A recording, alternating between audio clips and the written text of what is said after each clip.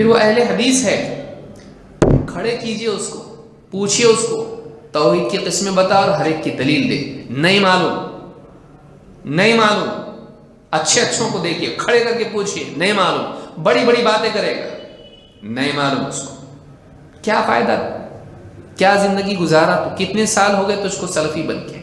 کتنے سال ہوئے اہل حدیث بن کے تجھ کو؟ 10 سال، 6 سال، 8 سال، کیا کیا؟ تجھ کو توحید نہیں معلوم اب تک؟ توحید ربوبیت کی دلیل دے، توحید الوہیت کی دلیل دے، توحید اسماء و صفات اس کی تفصیل بتا، دلیل دے اس کی. نہیں معلوم. کیا کیا تو اتنے سال تک؟ کیا کیا تو؟ یہ نہیں معلوم تجھ کو؟ تو کر کیا رہا ہے؟ خالی پوسٹر فارورڈ کر رہا ہے، یہاں وہاں کی چیزیں فارورڈ کر رہا ہے. تو فارورڈ کرتے کرتے تو کہاں تیری ترقی رک گئی؟ تیرے پاس علم ہونا چاہیے. تیری تجوید آج تک صحیح نہیں، تو قرآن صحیح نہیں پڑھ سکتا. تو قرآن صحیح نہیں پڑھ سکتا ہے. سورہ فاتحہ اگر کسی کو سنا دے تو غلطیاں نکالے. تو کیا کیا اتنے سال؟ پھر شیطان بغاوت کی طرف کیسا لاتا ہے؟ شیطان کا طریقہ یہ ہے. اللہ تعالیٰ نے کہا سجدہ کر، کہا میں بہتر ہوں، میں کیوں کروں؟ مطلب قانون ہی غلط ہے. یہ ضروری ہے کیا؟ پھر اگر آپ کہیں تجوید پڑھو، تجوید سیکھو، مولوی صاحب کے پاس بیٹھو، عشاء کے بعد روزانہ رہتے ہیں، علم حاصل کرو، روزانہ بیٹھو، کہ تجوید ضروری ہے کیا؟ پھر دلیل سیکھو قرآن و سنت کی، اتنا ڈیپ جانا ضروری ہے کیا؟ پھر کیا کرتا ہے آدمی؟ اور تیرا مناظرہ کرنا ضروری ہے، بحث مباحثہ کرنا ضروری ہے. عالموں کا کام تو کرے گا. تو اس لائق نہیں ہے کہ تو توحید بتا سکے بغیر لڑے، اور تو لڑنا چاہتا ہے توحید پر، یہ ضروری ہے. بحث کرنا چاہتا ہے، یہ ضروری ہے. سوچئے آج ہم دھوکے میں مبتلا ہیں.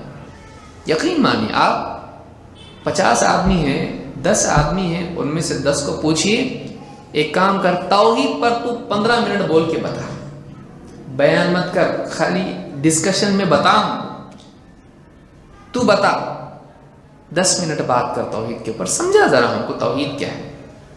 نہیں معلوم، نہیں آتا، ضروری ہے کیا؟ کل بتاؤں گا انشاءاللہ. ابھی میں بنا نہیں. کب بنے گا؟ انڈا 19 دن کے بعد اس میں سے چوزا باہر نکلتا. تو کب تک رہے گا انڈے میں؟ اب تک توحید تجھ کو معلوم نہیں، توحید پہ بول نہیں سکتا. تو شرک کی تعریف بتا، ڈیفینیشن بتا، بدعت کی ڈیفینیشن بتا، نفاق کس کو کہتے ہیں، نفاق کی قسمیں کتنی ہیں، شرک کی قسمیں کتنی ہیں، کفر کی قسمیں کتنی ہیں، ریاکاری اور شرک وسیلہ کیا ہے، وسیلے کے بارے میں، وسیلہ کیا ہے.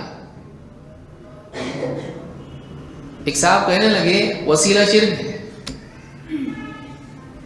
دیکھیے وسیلے کے بارے میں، وسیلہ کا شرک ہے، وسیلہ شرک نہیں، وسیلے کی قسمیں ہیں. ایک وسیلہ فرض ہے، ایک وسیلہ فرض ہے، ایک وسیلہ بدعت ہے، ایک وسیلہ شرک ہے. اللہ نے قرآن کریم میں کیا فرمایا؟ یا ایھا الذین آمنوا، یعنی قرآن میں اللہ نے فرمایا وابتغوا الیہ الوسیلہ، اے ایمان والو اللہ سے ڈرو اور اللہ کی طرف وسیلہ تلاش. وابتغوا الیہ الوسیلہ، سمجھیں اس کو، اس لیے کہ یہاں کہا گیا ہے یہ کہ وسیلہ شرک ہے، وہ غلط ہے. وسیلہ شرک نہیں ہے، وسیلے کی قسمیں ہیں اور ہر قسم کے اعتبار سے اس پر حکم لگتا ہے. یہ سمجھنا ضروری ہے. انسان کو خود ہی معلوم نہیں، لوگ بتائے کتنی غلط بات ہے. وسیلہ فرض بھی ہے، وسیلہ بدعت بھی ہے، اور وسیلہ شرک بھی ہے. کیونکہ کون سا وسیلہ ہے اس کے حساب سے حکم لگے گا اس پر.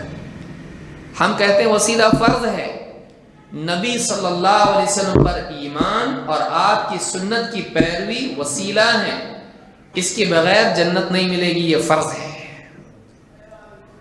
جنت میں جانے کے لیے راستہ، ذریعہ، وسیلہ کس کو کہتے ہیں؟ ذریعہ۔ جنت میں جانے کے لیے ڈائریکٹ چلا جائے گا آٹومیٹک؟ ذریعہ ہے کہ نہیں؟ کیا ذریعہ ہے؟ ایمان و عمل۔ یا ایھا الذین آمنوا اتقوا اللہ وابتغوا الیہ الوسیلہ، ایمان والو اللہ سے ڈرو، اللہ کی طرف وسیلہ تلاش کرو۔ اللہ نے جس کا حکم دیا وہ کیا ہو گیا؟ لازم ہو گیا۔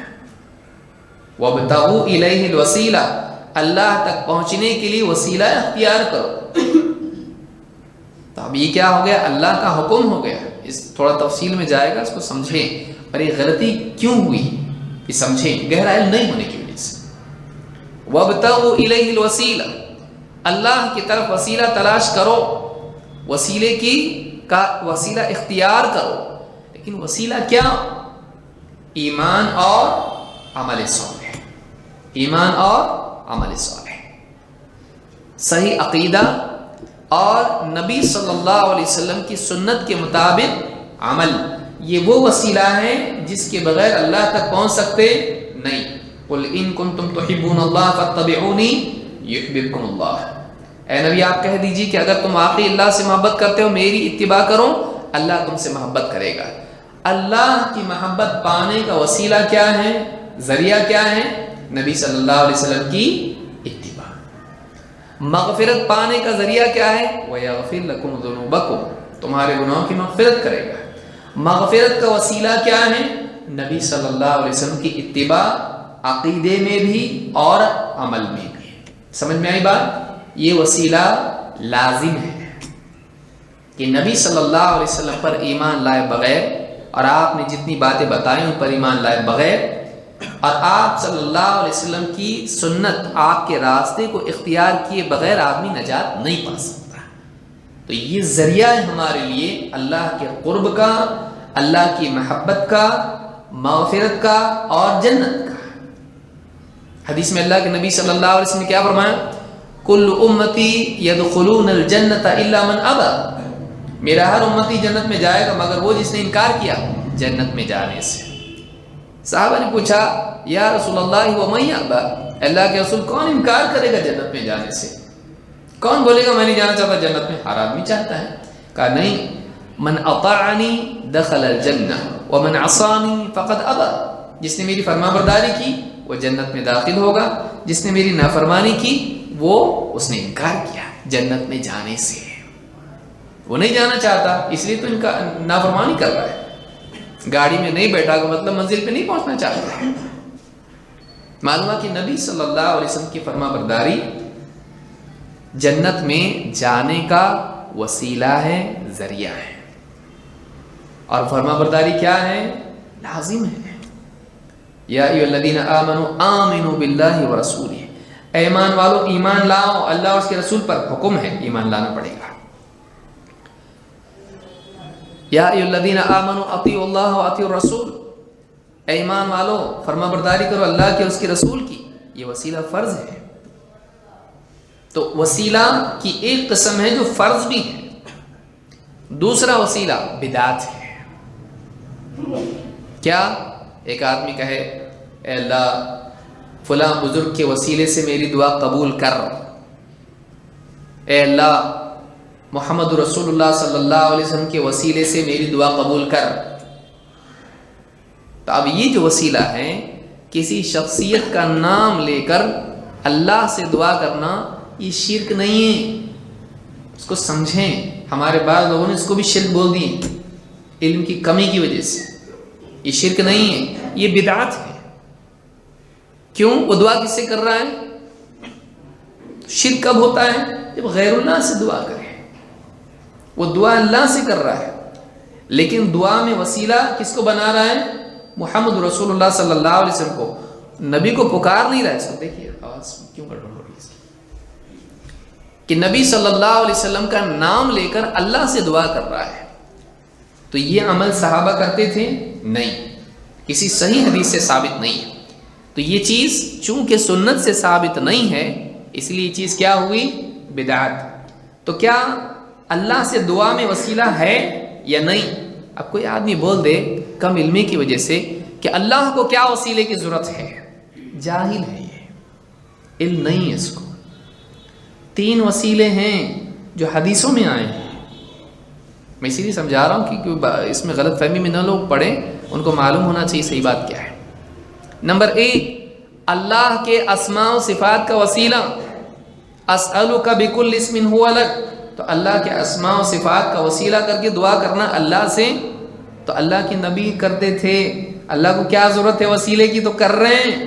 اے اللہ میں تیرے اسماء و صفات کے وسیلے سے دعا کر رہا ہوں، میں تیرے ہر نام کے وسیلے سے دعا کرتا ہوں. تو یہ کون کر رہا ہے؟ اللہ کے نبی صلی اللہ علیہ وسلم. اللہ کو ضرورت نہیں وسیلے کی، لیکن اللہ تعالیٰ نے ہمارے لیے اس کی اجازت رکھی ہے، اس کو مستحب کیا ہے. وَلِلَّهِ الْأَسْمَاءُ الْحُسْنَى فَادْعُوهُ بِهَا. اللہ کے بہت سے اچھے اچھے نام ہیں، اللہ کو ان ناموں سے تم پکارو. تو ان ناموں کے ذریعے سے اللہ کا ان کو وسیلہ بنا کے اللہ کو پکارو. یہ پہلا وسیلہ ہے. 2، اپنے نیک عمل کا وسیلہ. 3 آدمی غار میں پھنس گئے. ایک نے کہا اللہ میں نے فلاں نیکی کیا تھا، اگر میری نیکی تیرے نزدیک کچھ قیمت رکھتی ہے تو اللہ ہم کو اس غار میں سے نکال دے. دوسرے نے کہا، تیسرے نے کہا، تھوڑا تھوڑا پتھر ہٹتا گیا اور وہ باہر نکل گیا. اللہ کے نبی صلی اللہ علیہ وسلم کی حدیث ہے. معلوم ہے کہ ان تینوں نے اپنے اپنے نیک عمل کا وسیلہ لے کر اللہ سے دعا کی. تینوں نے نہیں کہا اے اللہ ان کی نیکیوں کے وسیلے سے، نہیں. کس کی نیکی؟ اپنی نیکی. اپنی نیکی کے وسیلے سے دعا. یہ نہیں اللہ ہمارے نانا جان بہت قرآن پڑھتے تھے تو اس پڑھے ہوئے کے وسیلے سے میں دعا کرتا ہوں. نانا جان کی نیکی تیرے لیے وسیلہ نہیں بنے گی. نیکی کس کی؟ تیری نیکی.